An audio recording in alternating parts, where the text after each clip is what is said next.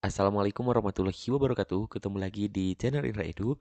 Nah, dalam kesempatan kali ini kita akan merangkum materi bersama lagi, yaitu mata pelajaran pendidikan Pancasila kelas 12 SMA, MA, SMK sederajat, yaitu bab 2 tentang berpancasila dalam kehidupan global. Seperti biasa, sebelum kita melanjutkan kepada pembahasan, mari subscribe terlebih dahulu, like, komen, dan boleh share kepada teman-temannya supaya kita semua bisa menebar manfaat yang lebih banyak lagi. Adapun tujuan pembelajarannya setelah mempelajari materi ini, maka kalian diharapkan dapat menelaah kekuatan dan peluang Indonesia dalam kehidupan global. Yang kedua, kalian diharapkan dapat mengidentifikasi kelemahan dan tantangan bangsa Indonesia. Yang ketiga, kalian diharapkan dapat menganalisis penerapan nilai-nilai Pancasila dalam menghadapi persoalan global. Yang berikutnya yaitu kalian diharapkan dapat menjadikan Pancasila sebagai pemandu dalam kehidupan nasional dan kehidupan global. Mari kita bahas satu persatu. Pembahasan yang A, yaitu kekuatan dan peluang bangsa dan negara Indonesia. Untuk memahami posisi Indonesia dalam kehidupan global, maka dapat digunakan analisis SWOT. SWOT itu terdiri dari strength, yaitu kekuatan, terus juga kelemahan, peluang, dan juga ancaman. Nah, kekuatan dan kelemahan merupakan faktor internal, sedangkan peluang dan ancaman merupakan faktor eksternal. Nah, pendekatan ini digunakan untuk melihat bagaimana Indonesia dapat mengembangkan kekuatan dan peluang sekaligus menghadapi kelemahan dan juga ancaman. Kita bahas dulu nomor satu, yaitu kekuatan bangsa dan negara Indonesia. Terdiri dari Pancasila. Pancasila merupakan salah satu kekuatan utama bangsa Indonesia. Pancasila berfungsi sebagai dasar negara, ideologi negara, pandangan hidup bangsa, pemersatu bangsa, pedoman dalam kehidupan bermasyarakat, berbangsa, dan juga bernegara. Nilai Pancasila berasal dari nilai, budaya, dan tradisi bangsa Indonesia sehingga memiliki akar yang kuat dalam kehidupan masyarakat. Dalam kehidupan global, Pancasila dapat menjadi identitas bangsa sekaligus pedoman agar bangsa Indonesia tidak kehilangan jati dirinya. Yang kedua adalah kebinekaan Indonesia. Indonesia memiliki keberagaman suku, agama, ras, bahasa, budaya, adat istiadat, dan kondisi sosial. Keberagaman tersebut merupakan kekuatan apabila dikelola dengan semangat Bhinneka Tunggal Ika. Perbedaan tidak seharusnya menjadi sumber perpecahan, akan tetapi dapat menjadi modal untuk membangun kehidupan yang harmonis. Prinsipnya, berbeda-beda tetapi tetap bersatu sebagai bangsa Indonesia. Yang ketiga yaitu posisi geografis Indonesia. Indonesia mempunyai posisi geografis yang strategis karena berada di antara dua benua dan dua samudra. Posisi tersebut memberikan peluang dalam perdagangan internasional, hubungan diplomatik, transportasi, ekonomi, pariwisata, dan pertukaran budaya. Nah, dengan pengelolaan yang baik, maka posisi strategis tersebut dapat meningkatkan peran Indonesia dalam kehidupan global. Yang keempat adalah bonus demografi. Indonesia memiliki jumlah penduduk usia produktif yang besar. Kondisi ini dikenal sebagai bonus demografi. Bonus demografi dapat menjadi kekuatan apabila penduduk usia produktif memperoleh pendidikan berkualitas, memiliki keterampilan, sehat, produktif, memiliki karakter, serta mampu beradaptasi dengan perkembangan teknologi. Maka dengan demikian, generasi muda dapat menjadi modal manusia, yaitu human capital untuk meningkatkan daya saing Indonesia.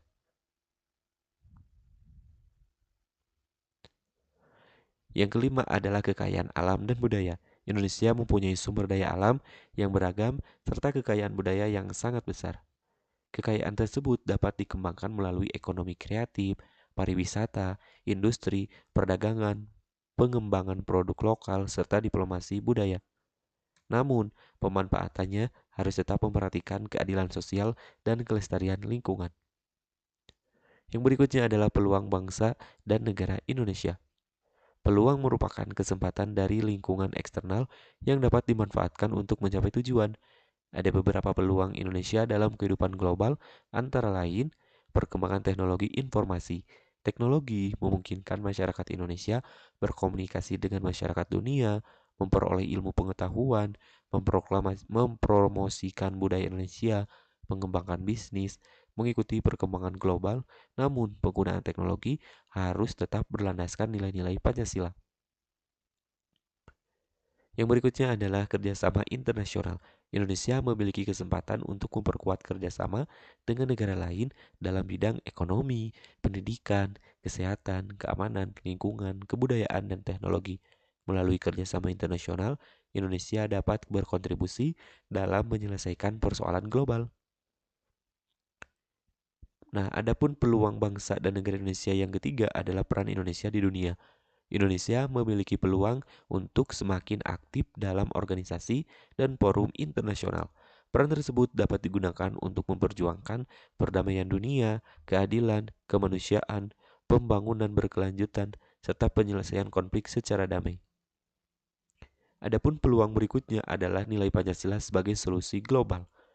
Nilai-nilai Pancasila dapat digunakan untuk merespon persoalan global seperti peperangan, krisis lingkungan, masalah kesehatan, individualisme, serta perubahan iklim. Maka dengan demikian, Pancasila tidak hanya relevan untuk kehidupan nasional, akan tetapi juga dapat menjadi inspirasi dalam menghadapi persoalan global. Pembahasan yang kedua adalah kelemahan dan tantangan bangsa dan negara Indonesia. Selain mempunyai kekuatan dan peluang, Indonesia juga menghadapi berbagai kelemahan dan juga tantangan. Kelemahan bangsa dan negara Indonesia. Kelemahan merupakan kondisi internal yang dapat menghambat bangsa Indonesia dalam menghadapi kehidupan global. Beberapa persoalan yang perlu diperhatikan antara lain yaitu kualitas sumber daya manusia. Indonesia perlu terus meningkatkan kualitas sumber daya manusia melalui pendidikan, keterampilan, literasi, penguasaan teknologi, karakter, serta kreativitas. Generasi muda harus mampu bersaing bukan hanya secara nasional, akan tetapi juga secara global. Yang berikutnya adalah yang perlu kita perhatikan, yaitu ketimpangan sosial dan ekonomi. Perbedaan tingkat kesejahteraan antar kelompok dan antar wilayah dapat menjadi tantangan. Pembangunan perlu diarahkan agar manfaatnya dapat dirasakan secara lebih merata. Hal tersebut sesuai dengan semangat keadilan sosial dalam Pancasila. Yang ketiga yaitu yang harus kita perhatikan adalah masalah literasi dan informasi. Kemajuan teknologi menyebabkan informasi menyebar dengan sangat cepat. Jika masyarakat tidak memiliki kemampuan literasi yang baik, maka mereka mudah percaya hoak, terpengaruh propaganda, menyebarkan informasi palsu, terjebak provokasi. Oleh karena itu, literasi digital menjadi bagian penting dalam kehidupan global. Yang kedua adalah tantangan dalam kehidupan global. Buku menempatkan beberapa istilah penting dalam bab ini, yaitu antara lain individualisme, kosmopolitanisme, radikalisme, intoleransi, bonus demografi, dan human capital index. Nah, kita bahas dulu yang pertama adalah individualisme. Individualisme yang berlebihan dapat membuat seseorang terlalu mementingkan kepentingan pribadi dan mengabaikan kepentingan bersama. Hal tersebut perlu diimbangi dengan nilai gotong royong, kepedulian, solidaritas, dan tanggung jawab sosial. Yang kedua adalah kosmopolitanisme. Kosmopolitanisme berkaitan dengan pandangan bahwa manusia merupakan bagian dari masyarakat dunia. Nah, sikap terbuka terhadap dunia dapat memberikan manfaat tetapi harus tetap disertai kesadaran terhadap identitas lain, identitas dan jati diri bangsa Indonesia. Terbuka terhadap dunia bukan berarti kehilangan identitas bangsa. Yang ketiga, yaitu radikalisme. Radikalisme yang berkembang menjadi kekerasan atau tindakan yang bertentangan dengan kehidupan demokratis dapat mengancam persatuan. Pencegahannya dapat dilakukan melalui pendidikan, dialog, toleransi, penguatan wawasan kebangsaan, serta pengalaman Pancasila. Yang keempat adalah intoleransi. Intoleransi terjadi ketika seseorang atau kelompok tidak mampu menghargai perbedaan. Contohnya, memaksakan keyakinan, menghina kelompok lain, melakukan diskriminasi, menolak perbedaan secara berlebihan. Pancasila mengajarkan penghormatan terhadap kemanusiaan, persatuan, musyawarah, dan keadilan. Yang berikutnya adalah perubahan iklim dan krisis lingkungan. Kehidupan global menjadi persoalan seperti perubahan iklim, pencemaran, kerusakan hutan, kekurangan keanekaragaman hayati. Nilai Pancasila dapat mendorong manusia untuk menjaga lingkungan dan mempertimbangkan kepentingan generasi mendatang.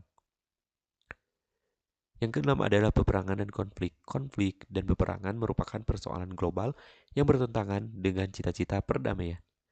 Indonesia dapat berkontribusi melalui diplomasi, kerjasama internasional, dialog, penghormatan terhadap kemanusiaan, serta penyelesaian konflik secara damai. Subpembahasan yang ketiga adalah Pancasila sebagai pemandu. Pancasila berperan sebagai pemandu utama bangsa Indonesia dalam menghadapi perubahan dan tantangan kehidupan global. Pancasila bukan aturan teknis yang kaku, akan tetapi merupakan kumpulan nilai dasar yang dapat menjadi pedoman dalam mengambil sikap dan keputusan. Nah, Pancasila sebagai pemandu itu yang pertama, Pancasila sebagai bintang penuntun. Pancasila dapat menjadi bintang penuntun dalam perjalanan bangsa Indonesia. Artinya, ketika menghadapi perubahan dunia, Indonesia tetap mempunyai arah dan prinsip. Indonesia dapat menerima perkembangan global yang positif tanpa meninggalkan identitas nasional, budaya bangsa, nilai kemanusiaan, persatuan, demokrasi, dan keadilan sosial. Yang kedua adalah penerapan setiap sila dalam kehidupan global. Nah, sila yang pertama yaitu ketuhanan yang Maha Esa, menuntun masyarakat untuk menghormati kebebasan beragama, menghargai keyakinan orang lain, menolak intoleransi, membangun kehidupan yang damai. Contohnya, menghormati teman atau masyarakat yang memiliki agama berbeda. Nah, sila yang kedua yaitu kemanusiaan yang adil dan beradab, menuntun bangsa Indonesia untuk menghormati HAM, menolak kekerasan, membantu korban bencana, menghargai martabat manusia. Contohnya, ikut membantu korban bencana di negara lain tanpa membedakan suku, agama, atau kebangsaan. Sila yang ketiga adalah persatuan Indonesia, menuntun bangsa Indonesia untuk menjaga persatuan, memperkuat nasionalisme, menghargai keberagaman, tidak mudah terprovokasi. Contohnya, menggunakan media sosial untuk memperkenalkan budaya Indonesia secara positif. Sila yang keempat, kerakyatan yang dipimpin oleh hikmat, kebijaksanaan dalam permusyawaratan perwakilan, menuntun masyarakat untuk menghargai pendapat, mengutamakan dialog, menyelesaikan konflik dengan musyawarah, menghormati demokrasi, tidak memaksakan kehendak. Contohnya, menyelesaikan perbedaan pendapat dalam organisasi melalui musyawarah. Penerapan sila yang kelima, keadilan sosial bagi seluruh rakyat Indonesia, menuntun bangsa Indonesia untuk memperjuangkan keadilan, mengurangi kesenjangan, membantu kelompok yang membutuhkan, membangun ekonomi yang berkeadilan, memperhatikan berkelanjutan lingkungan.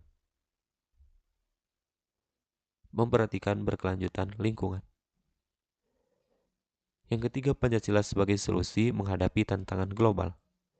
Berbagai persoalan global dapat dihadapi dengan pengamalan nilai Pancasila secara nyata. Tantangan seperti individualisme, fundamentalisme, pasar, dan globalisasi yang sangat melemahkan nasionalisme memerlukan penguatan nilai Pancasila. Nah, dalam tantangan global individualisme, maka nilai Pancasila yang perlu diperkuat itu adalah gotong royong dan kepedulian. Intoleransi, yaitu ketuhanan dan penghormatan terhadap perbedaan. Radikalisme, yaitu nilai kemanusiaan, persatuan, dan musyawarah. Konflik atau peperangan, yaitu kemanusiaan dan perdamaian. Kesenjangan sosial, yaitu keadilan sosial. Krisis lingkungan, tanggung jawab, dan keadilan antar generasi. Lenturnya nasionalisme, yaitu persatuan Indonesia, hoax dan provokasi.